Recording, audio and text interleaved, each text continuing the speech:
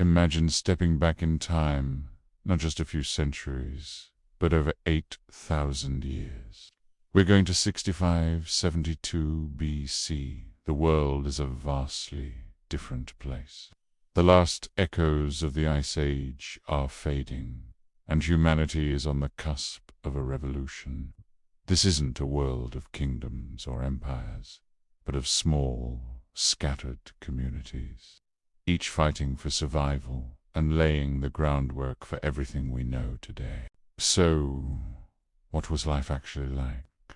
Forget about cities and written language. We're in the Neolithic period, the New Stone Age. The biggest news is agriculture. In the Fertile Crescent, that arc of land stretching from modern-day Egypt through Iraq to Iran, people are no longer just hunting and gathering. They are learning to domesticate plants and animals. This is a game. For the first time, communities can stay in one place, build permanent settlements, and grow their populations. Let's zoom in on a specific location. Consider a place like Kitalyuk in modern-day Turkey. While its main period of occupation was slightly earlier, the culture and technology it represents were spreading. Picture a village with no streets. Houses are built right up against each other, and you enter through a ladder on the roof. It sounds strange, but it was an ingenious defensive strategy. Inside, the home is the center of life. People are buried beneath the floors of their own houses, showing a deep connection to ancestors and place.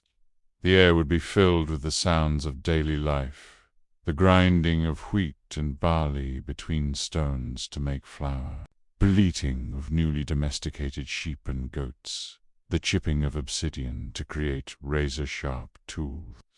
Obsidian, a type of volcanic glass, was a prized material. It was traded over vast distances, forming one of the earliest long-distance trade networks. A sharp obsidian blade from 6572 BC was sharper than a modern surgical scalpel. These weren't primitive people. They were skilled craftspeople and innovators. Art was also a huge part of their lives.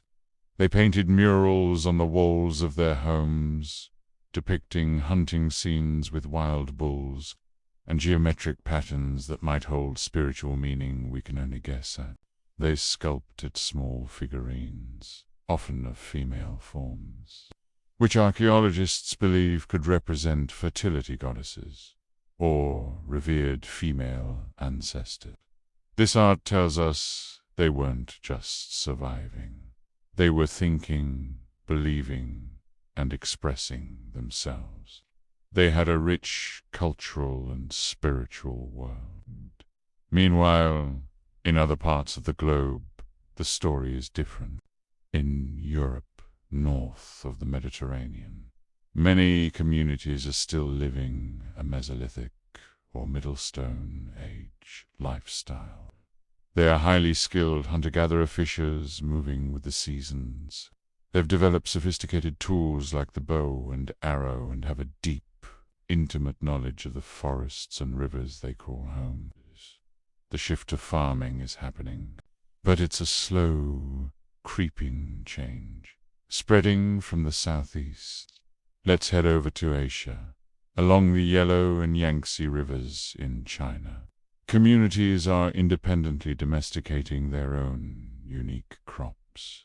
Instead of wheat and barley, they are cultivating rice and millet.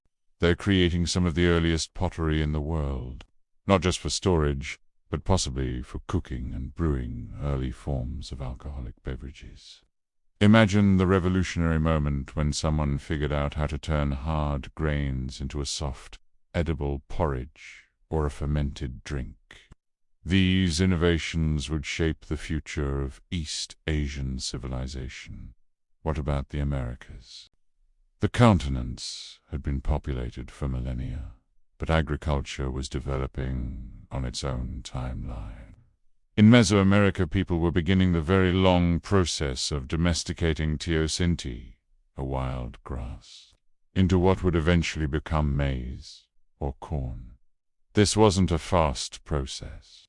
It would take thousands of years of selective breeding. But the journey started with people just like those in 6572 BC, carefully observing and interacting with the plants around them. The climate itself was changing. The planet was settling into a warmer, more stable period after the fluctuations of the Ice Age. Sea levels had risen, creating the coastlines we recognize today. Britain was now an island, separated from mainland Europe. These environmental changes forced people to adapt. They created new technologies like canoes and fishing nets to exploit the newly formed coastal and riverine environments. So, when we think of 6572 BC, don't picture simple cavemen. Picture pioneers, picture scientists, engineers, artists, and farmers. They were experimenting with new ways of life, building the first permanent towns, creating global trade networks, and developing the foundational technologies of human civilization. They had no instruction manual. They figured it out for themselves through trial, error, and incredible ingenuity. Every meal we eat, every town we live in, has a thread that leads back to the quiet revolution happening in 6572 BC. The world we inhabit was built on the foundations they laid, stone by stone, seed by seed. Thanks so much for taking this incredible journey back in time with me. If you enjoyed this glimpse into our deep past, please give this video a thumbs up and hit that subscribe button for more explorations of history. I'd love to hear your thoughts in the comments below. See you in the next one.